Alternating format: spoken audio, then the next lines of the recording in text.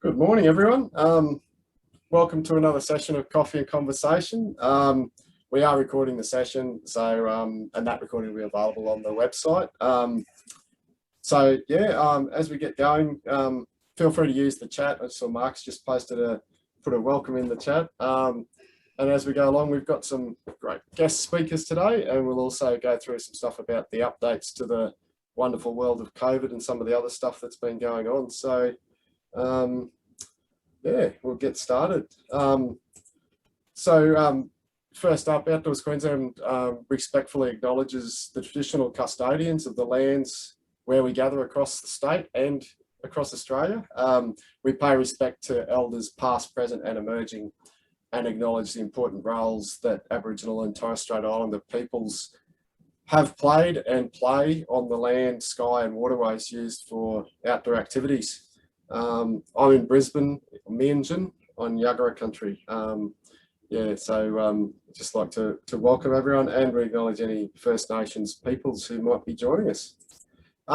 We also acknowledge funding provided by the Queensland Government to support outdoor activities across the state. They support Outdoors Queensland directly, but also the Queensland Government also supports quite a lot of spaces for outdoor activities, but also other organisations who deliver outdoor activities and work in this space. And we also acknowledge the work that quite a few different government departments and ministers do in relation to outdoor activities, including our friends at Sport and Recreation. So this one today, I think we're up to session number 15 of 2021. I should have said, for those who don't know, my name is Dom Courtney. I'm the Executive Officer of Outdoors Queensland. Mark Squires, our Operations Manager, is my co-host today. I'd like to welcome everyone. So as I said, the recordings will be available on our website. And you're up to episode 15 of what seems to be an interesting season 2 of Coffee and Conversation. We've got a few things on the agenda today, so we'll get stuck into them. We'll just go through those recurring topics and updates firstly. So some of these are just reminders of things we've discussed previously, and some public consultation opportunities. And then we've also, as I said, we've got a few wonderful guest speakers today. So the first one at the top there, the Outdoors Queensland Awards, they're open right now. So I'd just like to ask you to consider nominating a person or organisation for an award or awards. The nominations will close at the end of August. So we really do need quality nominations to make the job hard for the judges again. So please have a look at that. Please don't wait until the end of August to have a look at it. Mark, did you want to say anything about what makes a good nomination in your experience? Yes, sure. Thanks, Dom.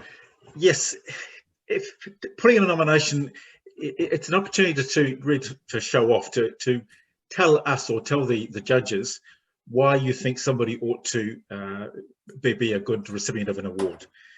We do get the occasional nomination that really is makes it very hard for the judges to choose or to select because there's not enough information there. So you need to share what you know about the person or the organisation. You need to tell us why they're a suitable potential winner. You need to give us some backup, some data, some documentation, something that we can use to kind of do more research on the nomination. And you need to give us a photograph or a logo or something that we can use to show off that particular finalist if they get that far. But more importantly, you just need to do it. The more nominations we have, the better it is for all of us. Thank you, Dom. Thanks, Mark. And you can nominate yourself or other people or other organisations. I just saw Andrew's important comment in the chat that the 100-metre freestyle's at 11:59. So noted. That's a warning to all of us, I think. The other one there, let's get straight into the other ones. The Active Queenslander forums, they've held ones in Townsville and Cairns in the last fortnight, and there's forums coming up in Brisbane on the 16th and 17th of August, and then Sunshine Coast on the 23rd of August. So, and there's also going to be an online session, which I think is on the 30th of August. So that's happening as well. I say, and David's just shared Outdoors South Australia's awards night live streamed tonight. Okay, cool. Thank you for that, mate. The other one, just to let you know that we're still looking at the Coffee and Conversation review. I don't, if we're going to stick with fortnightly at this point, every second Friday for about an hour, or sometimes 59 minutes if there's an important bit of swimming going on. If things need to change, we'll adapt, because that's what outdoors people tend to do. So, yep. We did mention last week that we had marketing communications manager role we were recruiting. We filled that role. We've had some really impressive candidates for it. And our new team member will be starting soon. So we look forward to that. So, yeah, thanks to those who did apply for the job. A few upcoming events and public consultation. That noosa draft management plan consultation closed last week. We put a submission in. It's quite a good document that I think that Kippy WS have prepared there. We just suggested a few extra things, as you do. So that was a good one. Inside the Outhouse, David, did you want to have a quick chat about what's coming up on Monday, mate? Yeah, thanks, Dom. This Monday, 6:13 p.m, inside the Outhouse, we'll be talking about misadventure or peak adventure. Who decides? So again, asking people to bring their stories, history about, you know, a bit of a topical content. Yeah, 6:13 p.m. on the east coast of Australia. See you there. Thanks, mate. The Better Futures Forum, that's a forum about climate action, and I'm going to speak as part of a panel regarding outdoor operators and opportunities for climate action, and why climate action is actually important for our sector and the world, but particularly about our sector. So yeah, that one's 17th to the 19th of August. That small business opportunities, I wouldn't even bother sharing that one right now, because that program, which was a few $1 million of funding that opened at 9 o'clock this morning, it closed at 9:41 this morning. So completely subscribed, 100% of their funding allocation they received. It says on their website, I think it was something like 300 applications, bang. 395. 395 applications received by 9:41 a.m. So I guess it comes back to why you need to have that stuff ready to rock. I struggle with the system a little bit, and we've had discussions with our friends at the Department of Small Business and Training, Employment, Small Business and Training. The system is, if you're not ready to put your application in at 9:01, it's really difficult to be successful in that. And these are small business grants, and small businesses includes non-profit organisations, but not all small business operators are literally able to be in front of their computer in a half-hour window between 9 and 9:30 a.m. So that's an ongoing discussion about their system. But I just wanted to let you know, like, we talked about that one 2 weeks ago, and they always say, yeah, this could go quickly. It went in 41 minutes. So yeah, anyway, I put the post up there, but then when I checked it this morning, there's not much point having that link at the minute if you haven't applied. The other one is that review of the Queensland stock routes. So the reason I'm talking about that a little bit, I don't think you've all got flocks of sheep and herds of cattle to get out there on the stock routes. The Queensland Stock Route Network is the biggest trail network in Queensland. So that's a really significant asset for outdoor activities. And the wonderful thing about stock routes is they also link up reserves for camping. So it's a pretty cool network that is available. So Department of Natural Resources, it's worth having a look at that. We're going to put in a submission. We've already given them some feedback on the process to make sure they remember that it isn't just about moving stock around. The stock routes are also used for other reasons, including tourism and adventure tourism, and as a trail network. And that's actually on their website. They specifically note those values already, but it'd be good to have more people make submissions, and organisations like Bushwalking Queensland and others to make a submission on that one, hint, hint. But yeah, I literally will put one in, but the more we put in on that, the better. It just shows that we're not just, you know, making stuff up. So yeah. So I think we need to emphasise that significance of the network for the outdoor sector. So that's that one.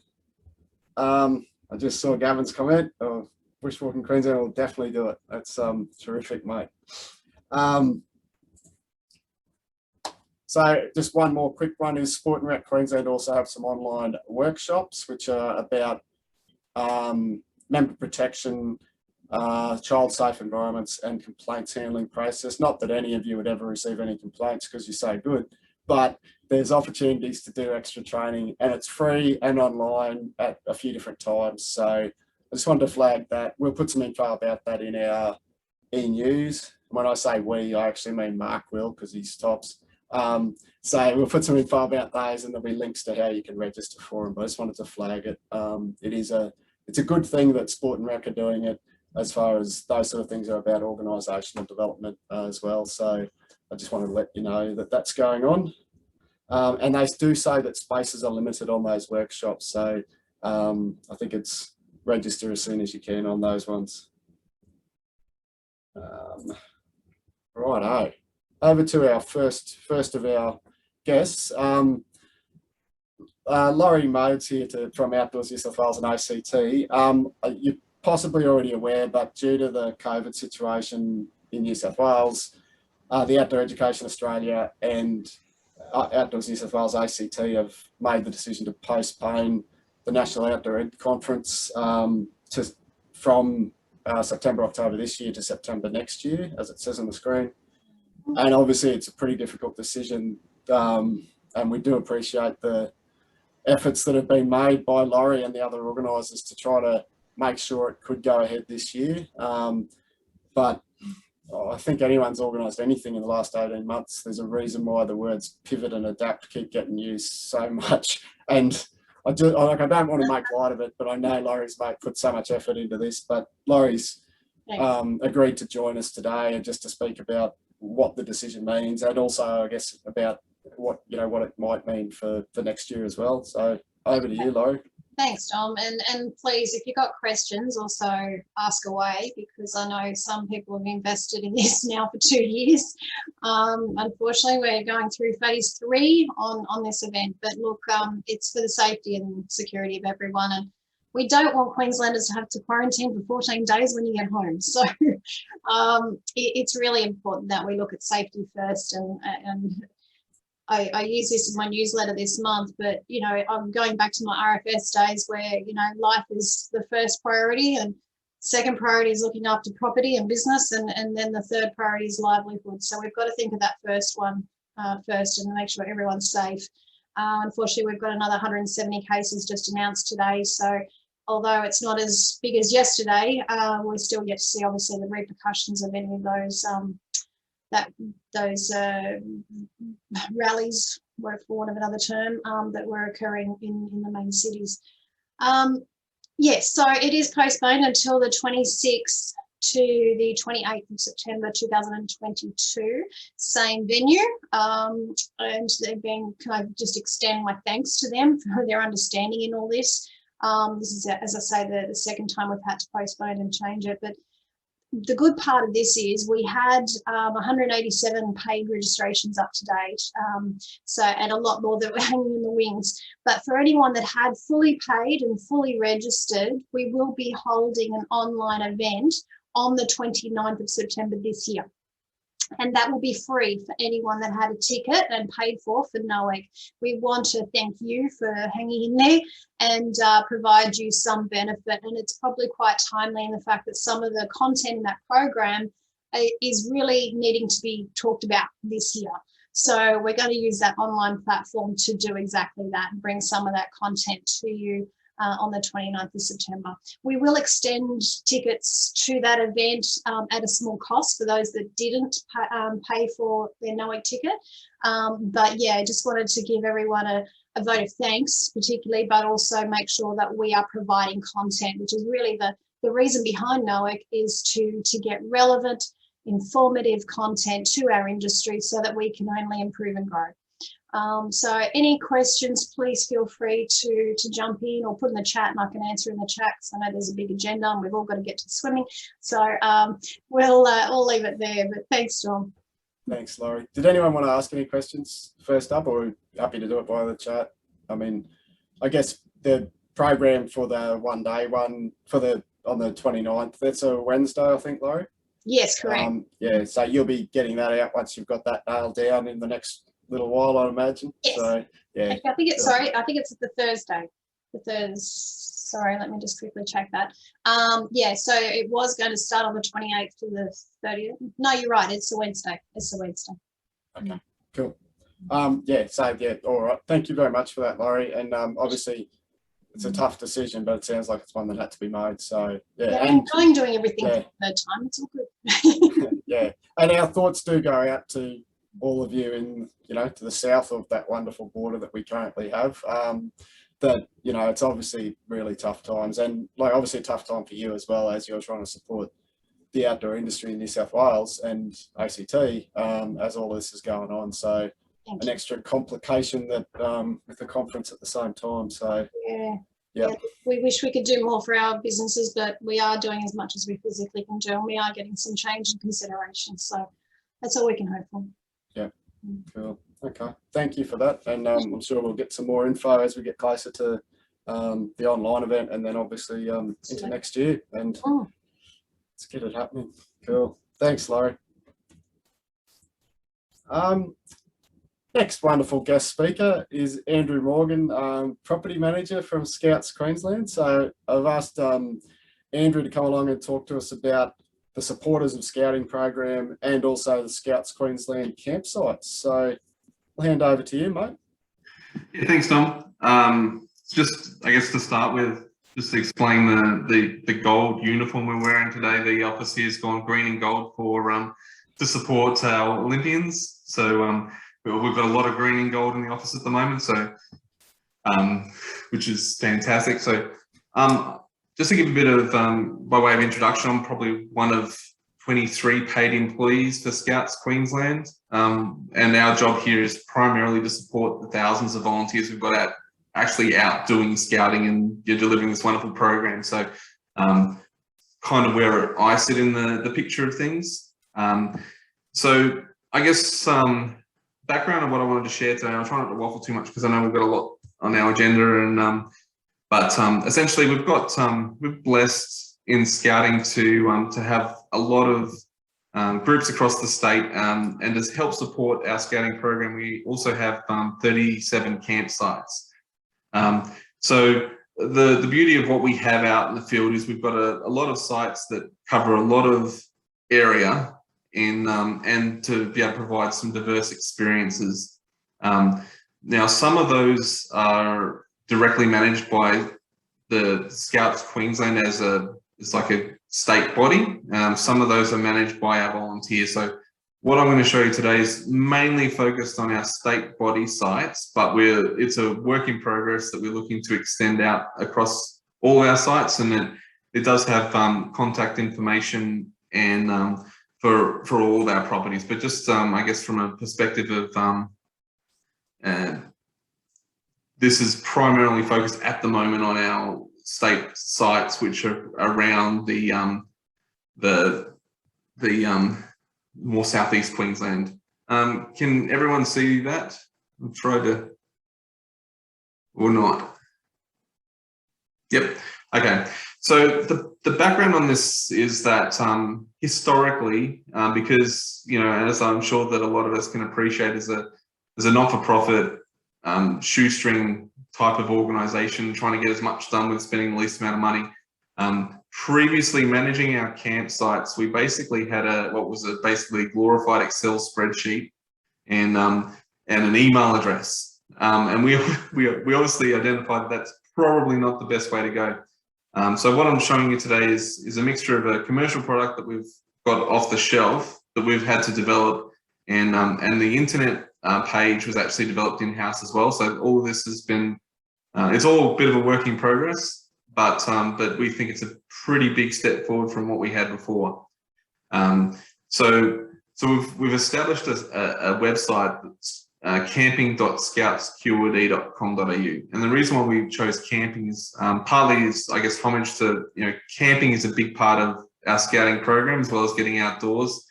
But we wanted it to be recognizable and easy to remember, and think, that this is what this website is about, and to have it as a one-stop shop, hopefully in the end, for to help promote scouting and to promote camping at our scout properties. So like I mentioned, we have 37 sites across the state. In the past, there may have been a conception that they were for scouting only, but we definitely want to share our properties, not just with our scouts, but with other community groups and with the general public. So, I guess to make that clear is that really want to send the message is that we want everyone that we can to be able to enjoy our property. And in some of our sites, people don't even know that we have them. Like, we've got a couple of some really good campsites, you know, within 30 minutes of the Brisbane CBD. So these are accessible. You know, like I said, provide different experiences and you know, they're little oases in this you know, suburban area that we live in. So essentially, I thought I would start with showcasing the website. So for instance, I'll focus on our site at Baden Powell Park, but our website showcases, like I said, a number of different sites and activity centres, and this will expand over time so that more of our sites we can bring online and provide good access and quality information so that people can get access to these beautiful sites. So what we have are essentially 3 booking portals per campsite. So we have a booking portal that's just for our scout groups.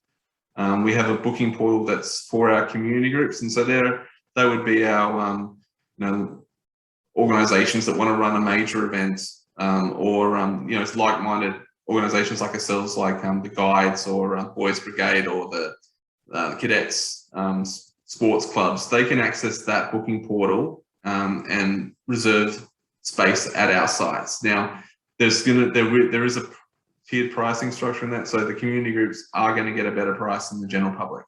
But part of that is that we're talking about trying to support our other, you know, like-minded community organisations. The other booking portal we have is with our general public booking. So that would be the you know, grey nomads or people wanting to, you know, have a weekend away and sneak up to Sanford or Mount Cotton or someone like that for the weekend with their family. Give them a camping experience, or anyone travelling across the state can use that to access our site. So I'll go into that in a little bit more detail in a second, but in the short term, I'll just jump into the community booking page at BB Park. So while not all of our sites or individual camp plots will be available to community groups and the general public, the community booking page will have most of our sites available. Part of that is because there are special areas that we only have reserved for scouts purposes, but for the most part, we try to make as much of the site available as possible. So each of those will have information about the location, what facilities are available. Some of that, like I said, every site's just a little bit different and provides a different experience. Some of them will be bush sites, some of them will be field sites, some of them you have to bring drinking water to. Some of them you might even be able to have electricity and pull up with a caravan with an air conditioner. But for the most part, the information is going to be on the website so that you know what you're booking. And one thing that we're not short of is acres. So we can accommodate fairly large groups. And you can choose your site depending on what you're running. So you have a group of 90 people that want to come out and having a camping experience, we can accommodate that. So that's our community booking page. We also have some facilities that if you really want to go undercover, but I don't think anyone in this crowd really minds jumping into a tent. I'd hope not anyway. So then jumping into our public booking. So this is where and I'm sure that some of you at least will be aware of some of the challenges that are in this public booking space. Scouts Queensland has owned or had a stake in these properties for, in some cases, 80 years. This is long before councils had planning schemes or restrictions about what you could and couldn't do on these. So a lot of our properties predate all of that.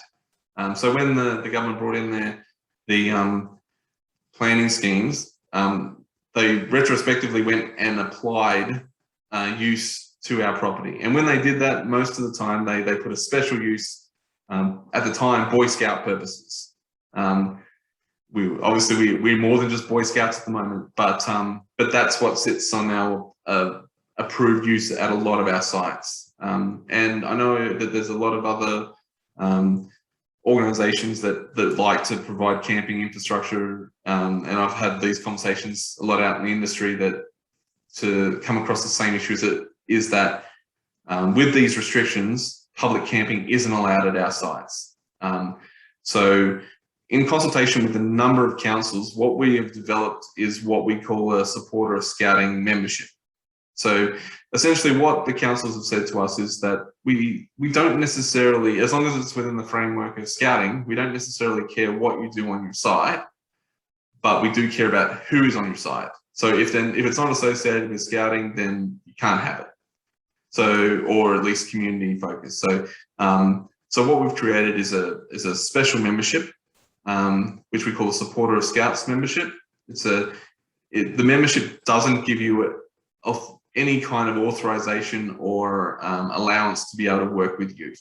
That's probably an important distinction, is we're not talking about an official signed up member of Scouts that would then turn up on the Tuesday night and at the local Scout den and help out with kids. That's not what we're talking about. It's somewhat like a social membership, similar to what you might have at your local leagues club, where you pay your $6 a year to go and enjoy the buffet or whatnot. But what this brings you is you pay a $20 fee, and what it does is it opens up the ability for you as an individual with your family, and only one person needs to be a supporter, to come and enjoy our sites. So that's where we end up with our public booking portal. Now, we do restrict where our general public go. We've got special areas that we've designated for them now, and that will vary from site to site. At Baden-Powell Park, we have the site that's just near the entrance, where that's where we felt was best, because it was there's electricity there, and there's good access to rustic toilets and showers, I would say. If you're coming to a Scout site to expect anything other than rustic, I think that you're in the wrong place. But yeah, so that's the area we've designated for supporters. But what it does do, and like I said, this was developed in consultation with councils, and it just allows us to open up those sites. So you pay your fee, that lasts for 12 months. Then you can come and stay per night, and you pay your nightly fee. But it just opens up the opportunity. And this has been battle tested, because particularly at Sanford, where there's the vast majority of the community at Sanford are very supportive of scouting, but there's probably one or two that doesn't necessarily like the fact that we've got a major scout camp in their backyard. And they've complained, and the council have gone through, they've audited us. With everyone that's been on site has either been a Scout member, a community group, or a supporter of Scouts, and they've said, yep, we love what you're doing.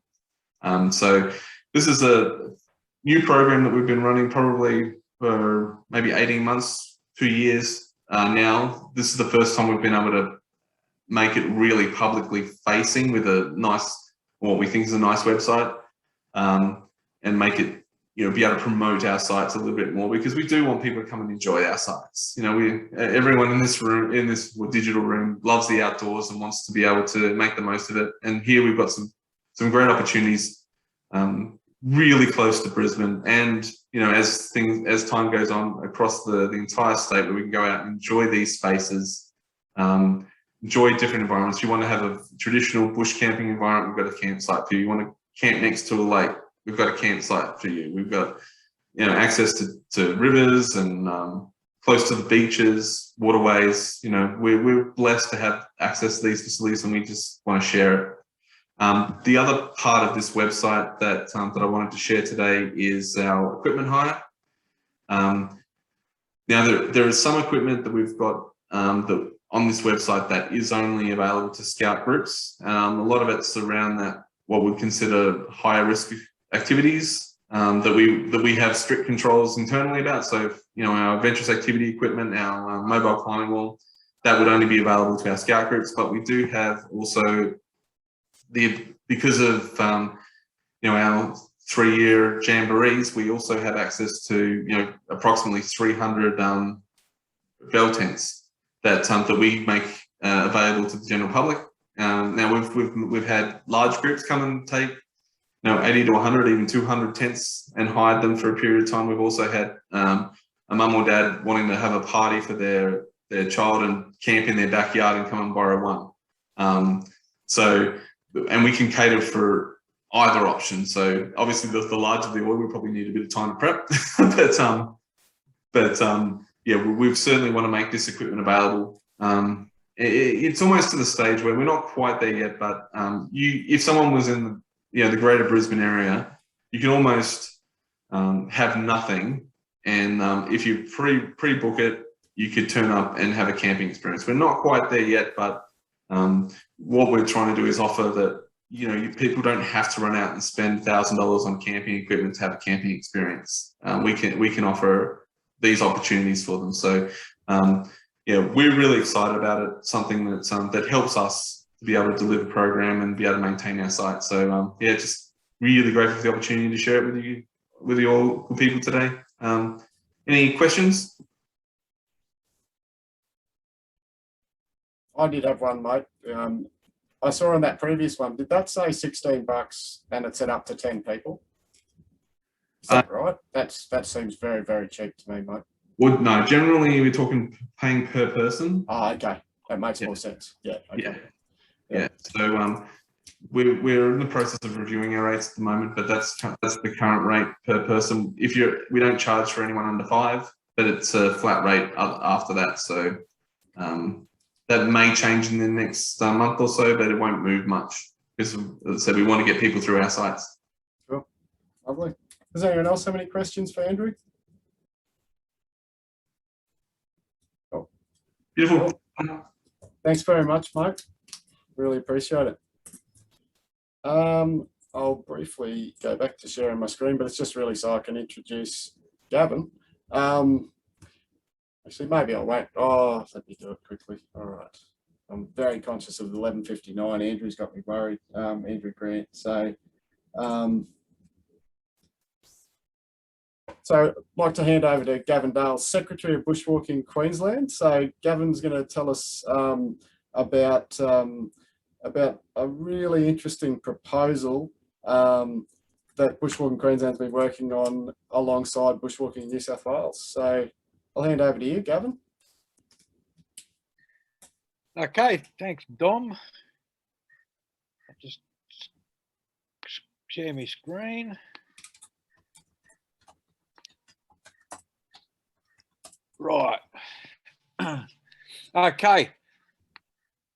On basically what we did was with the Mount Barney Lodge, O'Reilly's Rainforest Resort and Binnaburra Lodge, they had their Gondwana festival earlier this year.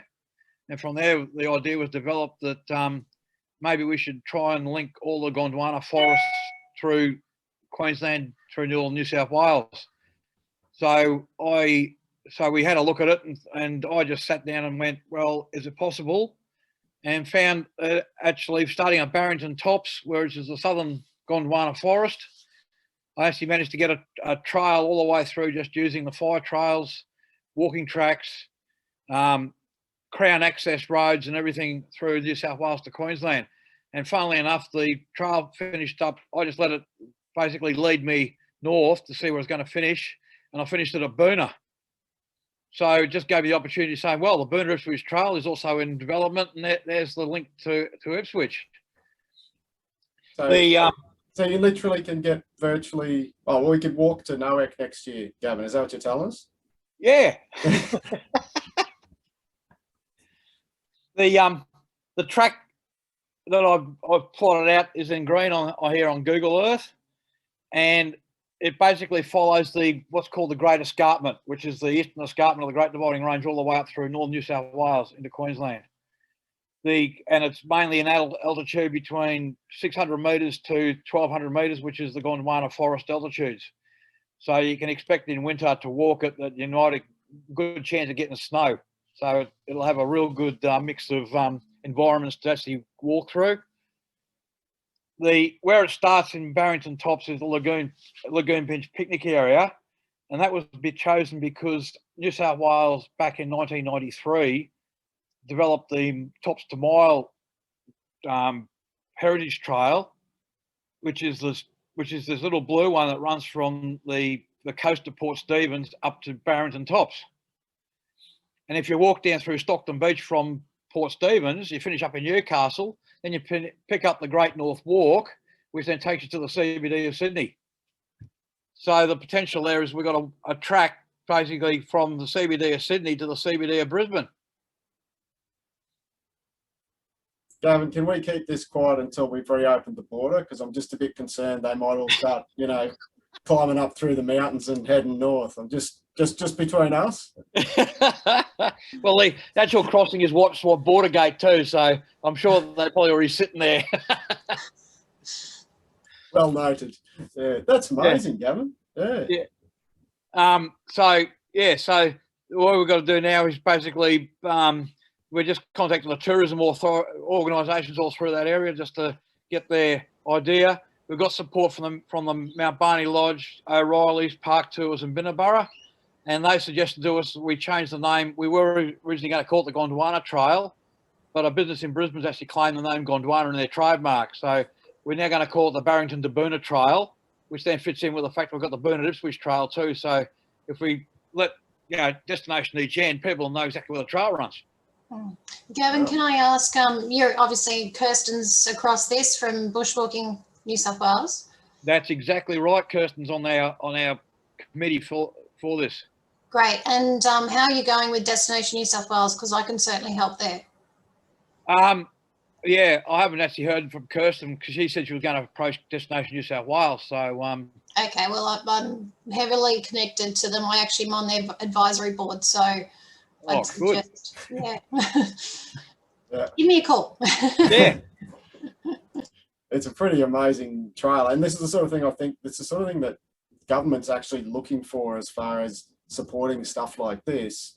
And I really think it's pretty amazing, Gavin. So well done to you and to Bushwalking Queensland, and also Bushwalking New South Wales for seeing this opportunity and making it work. So it's terrific.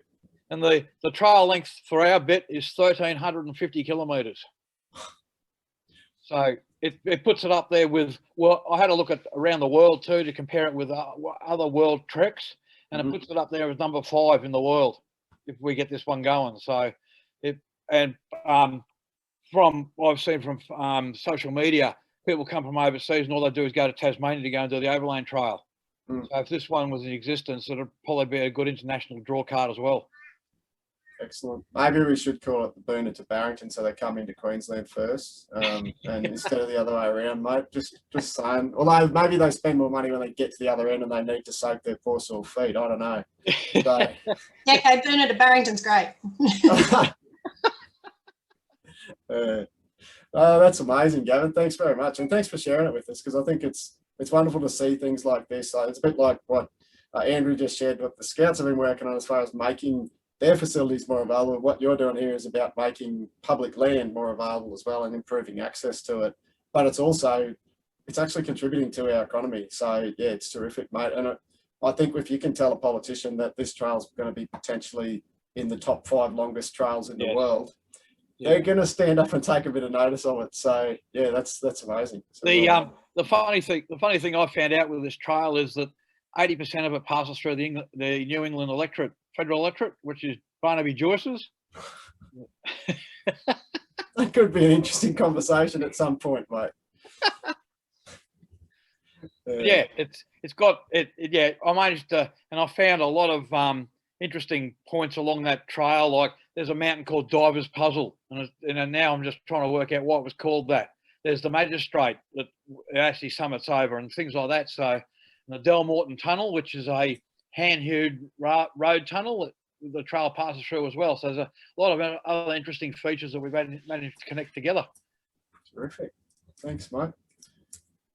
Cool. Well, keep us informed, and if we can help, and obviously Laura's just offered to help too, and I would take her up on that offer because she's a wealth of knowledge in this space. So yeah, I think that's terrific, mate. And keep us informed. And more than happy to share updates. So thanks very much, Gavin. No worries. if you can unshare your screen now, mate. And There you go. cool. Thanks, mate. Well done. I just wanted, just before we move on, Lauren has just asked if she could just quickly tell us a quick update on uploads. So what have you got for us, Lauren? Looks like you're wearing your gold medal around your neck there. So you're ready for 11:59 for the swimming as well. Yeah, getting excited. We're gonna have a party. Thanks so much for letting me have a quick chat. So I just wanted to come on and promote one of the new studies that we're, well, not a new one, a continuation of the study that we're doing here for the Uploads project. And the idea of the study is to find the best method for developing incident prevention strategies for the outdoor recreation sector. So what we've done is we've got LOA members from the LOA community together, and we've asked them to develop incident prevention strategies using 3 methods. And what we need to do now is we need other members of the LOA community to evaluate those interventions. So I'm asking for volunteers to spend an hour of their time. It'll just be via a postal poll, so you can do it in the comfort of your own home. I'm just going to send you the intervention strategies with the rating scale and get you to rate the interventions and pick your favourite. So Okay. if you are interested, send me an email. I'll put my email in the chat. Terrific. Thanks, Lauren. Do you want Thanks, us to promote? We've got a bulletin going out. Sorry, Mark, another one to add to your list. Do you want us Yes. to promote it on there as well for you? That would be fantastic. Thank you so much. Yeah. So Do you yeah, wanna just send Mark or me an email with a little bit of a blurb about it, and we'll pop that in. When I say we, I've said this before. It actually means Mark has to do more work. So sorry, mate. But yeah, happy to promote that. If you'd like to just send us through some details. will But do. Today would be awesome, Lauren, because Yeah, I'll it's send going it out to- shortly. Yeah, no worries. Will Awesome. do. Okay. Thanks so much for the opportunity, guys. No worries at all. Thank you. Does anyone have any questions for Lauren? Sorry, I didn't give anyone the chance, but yeah, we're more than happy to push that out there too. So when do you need those volunteers by? As soon as possible, as always. No Yeah. worries. Okay, So thanks, guys. cool. Thanks, Lauren. Alrighty. I'm bearing in mind the swimming world, 16 minutes. You need a little bit of time to get your TV fired up and get the valves warmed up like mine would need. So we have a new roadmap about Queensland's COVID safe future. It came into place at 6 a.m. this morning. Not a lot of changes from the previous one, except the mask mandate for Southeast Queensland has been extended for another week, as you've probably heard. And as per the last one, Townsville and Palm Island local government areas are no longer in the impacted zone, so they're now part of the remainder of Queensland. So that's the key one on that one. If any questions as we go, please just say so. So the COVID safe industry plans, as we said a while back, they no longer have the industry plans, the COVID safe industry plans, but restricted businesses need to follow that COVID safe checklist or checklists that exist. There's a definition of restricted businesses, activity and its undertaking, and outdoor ed is confirmed as being a restricted business in the indoor accommodation aspect, which is in the short-term accommodation category. So the bits for outdoor operators particularly, as I said, no more COVID safe plan, but indoor venues and events need to comply with those checklists, which are on the website. If you're an outdoor only organisation, it's an unrestricted business or activity, so you don't need to even comply with the COVID safe checklist. But if you have those systems in place, there's probably no drama with continuing to use them to make sure you're going above and beyond what's required. If you've got any indoor spaces associated with your operations, like things like indoor dining or the clubhouse, you actually do need to comply with the checklist for that part of it. So, and the other one is Education Queensland keeps updating their resources, which is actually quite good, some of their information. So it's worth a look at that. We've shared some of that information as well in our bulletins. I'm probably going through this a little bit quickly, but please just sing out. So the restrictions on business activity undertakings number 23 came into play. It wasn't, I think I've got the date wrong there. That was actually the 23rd of July. That one came in, 6 a.m. last Friday. But yeah, I didn't update this slide, I think. So that's one, I think it should be number 12 now. I could be getting these wrong. No, number 11 is effective from 6 a.m. this morning for the impacted areas. So that's the one about the mask mandate. I've just pulled some of the text out of it there. So it applies to indoor spaces, including temporary accommodation. It specifically says that, and some outdoor spaces, the mask mandate, which includes like taxi ranks, train platforms. But then it says the mask mandate doesn't apply to other outdoor spaces, including workplaces, if you can maintain the physical distance. That one about students on site at education premises and outside school hour care, and a couple of other points there. So I think it's important to note that there are specific exemptions to the mask mandate, and it's probably a matter of each organisation assessing how it fits for you in your activities. But as I said before, if you're purely outdoor activities, you're not a restricted business, but this one actually still talks about what's required. If you can maintain physical distance from others at your activity in outdoor spaces, then you're okay to not have masks on. So, and this strenuous exercise as well. So this is the restrictions. This hasn't changed. Number 23's been in place for about a fortnight, I think. So we've got that specific exemption to occupant density requirements, which is really good to see, and a big thank you to the government for putting that in. They've got that in black and white there now in the direction, so it's part of the legal direction from the Chief Health Officer, which is really good to see. And the specific example there, it says school-age children participating in a scout camp may exceed occupant density in dining, bathroom and sleeping spaces, ... The good thing about that is they're specifically showing that it says operated by a school, community group or business. And then it says e.g. outdoor ed provider. So I think they've tried to make it as broad as possible to address the concerns that we've expressed, some of you have expressed quite clearly. And I think a really big thank you to Sport and Rec and to Queensland Health for the work they've done on that. The other good thing, we raised this about the Check in Queensland app. So number 23, which came in last Friday, it specifically now has this exemption about primary or secondary school age children as part of a group attending an activity organised by a school, sporting team or community group. You don't have to get their contact information. So they've got that there in black and white too. We previously just had that as advice from Queensland Health saying we don't consider you have to do it under this other exemption, but they've clarified it under the new direction that came in last Friday, which is really good because this is the legal document of what you do and don't need to do. So they've put that in there.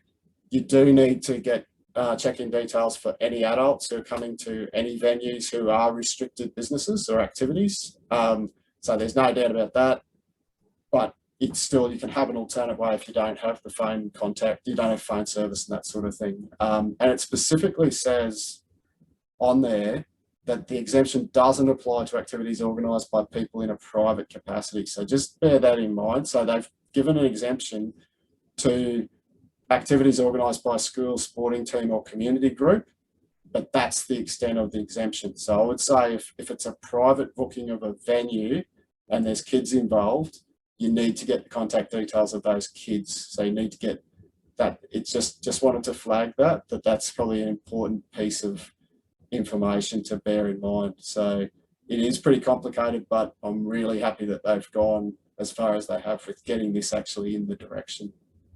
Does anyone have any questions? Because this is actually a new piece of information that we haven't looked at before. This only came in last Friday. No? All right. I don't know if you just don't have any questions because it's only 9 minutes to race time. Are we going to win this race, by the way? Does anyone know? I need reassurance if I'm going to shut us down early. What we're doing for outdoor operators, we'll keep communicating with everyone. We want to hear from you. If there's dramas and there's issues, please let us know. There's issues at the moment. I think we're in a pretty good position. And obviously, as we, I think things are going okay, but let me know if there are dramas with the system at the moment, and we'll see what we can do to try to help. And we're working really collaboratively with Sport and Rec, but also through them to Queensland Health to get solutions to these issues. There's a heck of a lot of work going on behind the scenes, as I've said, and I'm sure everyone appreciates. And yeah, that's been full on. A lot of the staff in there, they're working. I'm going to say this and it's recorded, so I'll be careful. I'll choose my words carefully. For state government bureaucrats, they are working ridiculously long hours and weekends, and it's amazing what they've been doing. Like, to be honest, the emails that even I receive on a weekend, it can be some ridiculous time, and you think, what are you up to? But these people are seriously working all hours, and that's on top of their normal workload of stuff. Like, there's some little event happening in Southeast Queensland in 2032 that some of the people at Sport and Rec are probably a little bit involved in. So there's a lot going on in there, but gee, they're doing a lot of work. So I just want to acknowledge that as well. Just checking the comments here. Mike shared that one. Oh, Danny, that school age check-in I'm really happy that it's in that direction now, as you can probably tell. I just saw Andrew's comment about today's case, a 17-year-old in the school. Yeah, the industry does need to remain very vigilant and completely compliant. There's no two ways about that. So we need to make sure that everything's all good there. So that's pretty much it. So last lot of reminders. David mentioned Inside the Outhouse on Monday, so 6:13 p.m. The Better Futures Forum, which is about climate action, climate change. Yeah, please feel free, have a look at their website if you get a chance. It's all online. There's several different sessions on each of the days, so have a look at that. The Stock Route Review, or as I like to say, Queensland's biggest trail network review. Have a look at that one. There's an online survey, or you can make submissions. It's not too, so most of it is focused on the stock side of things, but submissions is probably the place to highlight the recreation values. Those AQIA forums that are coming up in the next few weeks, and there will be an online one of them at the end of the month. And award nominations. So straight after you've watched the race, whether we've won or lost, think about who and what organisation you're going to nominate for which different award. And there is an award for everyone and for every organisation. There's an award for places and spaces. There's an award for organisations that contribute to training of outdoor workers. It's such a wonderful set of awards that we have. So we need you guys to do your bit to do some nominations and yeah, celebrate all those wonderful things that are going on in the outdoors. So that's pretty much it. Does anyone else have any other topics that you want to talk about other than things like tumble turns effectiveness or anything else? But David, I saw you've unmuted. Tom? Yeah, mate. Yeah. Now that the NOEC's been postponed, what's the plan for all the award presentations that were going to occur during that week? Is it all going to be on Zoom, or is it going to fall back to? Yeah, I don't know, mate. Laurie's on the phone at the minute, but that might be one we get an update from Laurie on that. I think obviously that announcement only came out the day before yesterday, but yeah, I'm not sure. I haven't seen anything about the National Outdoor Ed Awards when that'll be announced, but well, that might be a separate online. Because my understanding was the states were still doing their own via Zoom or face-to-face, depending on restrictions. And then there was nominations from winners from that were going to go to a national level at NOEC. Yeah, that's right. I was just wondering if there was any force. Yeah, I'm not sure. Maybe that's actually the Outdoor Education Australia rather than Laurie, but I'm sure Laurie will be able to let us know at some point. So she's still on the phone, but that's all right. Do you want me to wait on Laurie, or you want to give us an update some other time? It's